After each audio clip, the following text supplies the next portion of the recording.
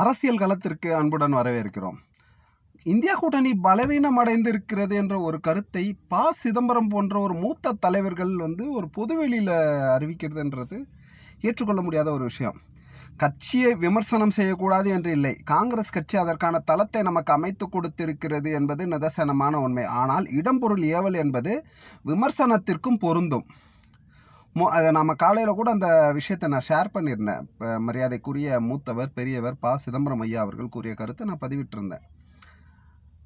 மோடி அரசு பாகிஸ்தானுடைய பிரச்சனையில் வெளியுறவுத்துறை விவகாரத்தில் பலவீனம் அடைந்து அது மக்களிடையே பேசுபொருளாகி இருக்கும் இந்த நேரத்தில் இந்தியா கூட்டணி பலவீனப்பட்டு கிடக்கிறது என்று விவரங்களை அறிந்த சிதம்பரம் போன்றவர்கள் பேசுவது இன்றைய சூழ்நிலையில் அது தேவையற்றது என்பதுதான் நிதர்சனமான உண்மையும் கூட.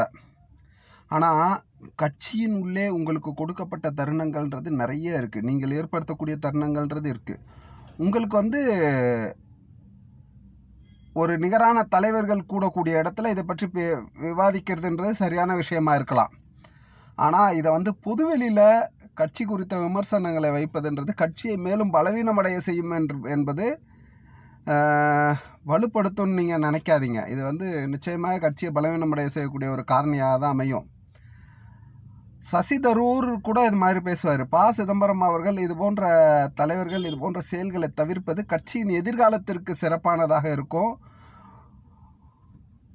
அதாவது காங்கிரஸ் பெரியக்கத்தை பார்த்தீங்க அப்படின்னா உணவு உடை இருப்பிடம் இது சம்பந்தமாக கொள்கையிலே கோட்பாடாக கொண்டு இந்த சித்தாந்தங்களை முன்னிறுத்தி 50-60 ஆண்டு காலம் ஆட்சி செய்து விட்டார்கள். ஆனால் பிஜேபி என்ற ஒரு கட்சி மதம், ஜாதி, போலி தேசப்பற்று போன்ற சித்தாந்தங்களுடன் பயணிக்கிறது. இந்த சித்தாந்த மாற்றங்கள் சிறிது காலம் வெற்றியாக செயல்படும். மறுபடியும் அது வளர்ச்சி நோக்கிய சித்தாந்தத்தை நோக்கி திரும்பியே ஆக வேண்டும். இல்லை என்று சொன்னால் வீழ்ச்சி பாதையில் நாம் தொடர்ந்து பயணிக்க முடியாது. அதுவரை ஏதோ முகநூல் கட்சிக்காரர்கள் காலை எழுந்தவுடன் ஏதோ ஒன்றை கிறுக்கி வைப்பது போல அறிவார்ந்த தலைவர்கள் ஏதோ ஒன்றை பொதுவெளியில் சொல்வதை தவிர்ப்பது நல்லது.